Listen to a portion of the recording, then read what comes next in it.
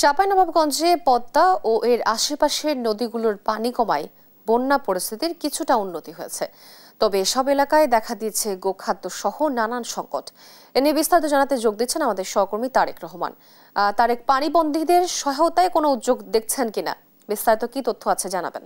তো ধন্যবাদ আপনাকে। আমি এই মুহূর্তে আছি শিবগঞ্জ উপজেলার একেবারে পদ্মা পেরিয়ে চরাঞ্চল পাকা ইউনিয়নের পাকা এলাকাতে। এখানে এই এলাকাটি মূলত কিন্তু বন্যা শুরু হলে কিন্তু প্রথমে কিন্তু পানিবন্দী হয় এবং আশপাশে কিন্তু নদী ভাঙন শুরু হয়। আজকে আমরা দেখেছি কি যে চাঁপাইনবাবগঞ্জের বেশ কিছু স্বেচ্ছাসেবী সংগঠন তাদেরকে মানবতার হাত বাড়িয়ে দিয়েছে।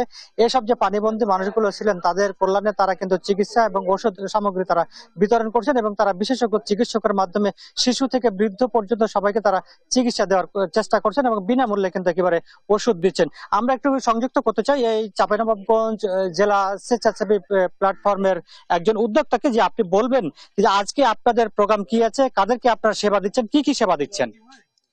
ধন্যবাদ দেশ টিভিকে। আমরা চাঁপাইনবাবগঞ্জ জেলা স্বেচ্ছাসেবী প্ল্যাটফর্মের উদ্যোগে আমাদের চাঁপাইনবাবগঞ্জ জেলা স্বেচ্ছাসেবীর উপদেষ্টা শিশু কিশোর নবজাতক রোগ বিশেষজ্ঞ ডক্টর মাহফুজুর রহমান আব্দুল সামাদ স্যারের সার্বিক দিক নির্দেশনায় চাঁপাইনবাবগঞ্জ জেলা স্বেচ্ছাসেবী প্ল্যাটফর্ম বন্যা কবলিত চাঁপাইনবাবগঞ্জ সদরের নারায়ণপুর এবং শিবগঞ্জ উপজেলার পাকা ও দুলুপুর ইউনিয়নে বন্যা পরবর্তী বন্যা এখনো চলমান আছে, কিন্তু কিছুটা পানি কমেছে। এই সময় অন্যান্য ত্রাণের পাশাপাশি যেটা সবচেয়ে বেশি মানুষের কাছে প্রকট আকার ধারণ করেছে সেটা হচ্ছে চিকিৎসা সেবা। এই বন্যা পানি নামার সাথে সাথে প্লাস এই মৌসুমে জ্বর, ঠান্ডা, সর্দি, কাশি ও ডায়রিয়া বিশেষ করে শিশু ও বয়সদের মধ্যে ব্যাপক আকার ধারণ করেছে।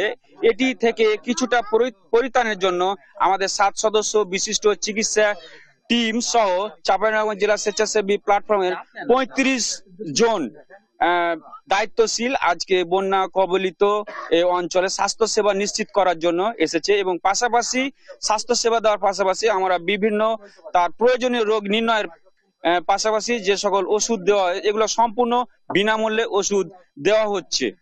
ধন্যবাদ আপনাকে। জি, আপনি শুনছিলেন যে চাঁপাইনবাবগঞ্জে যে একটি স্বেচ্ছাসেবী প্ল্যাটফর্ম আছে, তারা কিন্তু এই চরাঞ্চল বিশেষ করে চাঁপাইনবাবগঞ্জ সদর উপজেলা এবং শিবগঞ্জ উপজেলা সহ বিভিন্ন এলাকাতে তারা যাচ্ছেন এবং তারা কিন্তু দিনভর কিন্তু ফ্রি মেডিকেল টিম করবেন এবং ওষুধ বিতরণ করবেন। তো এই ছিল আমার কাছে চাঁপাইনবাবগঞ্জ থেকে সর্বশেষ পরিস্থিতি।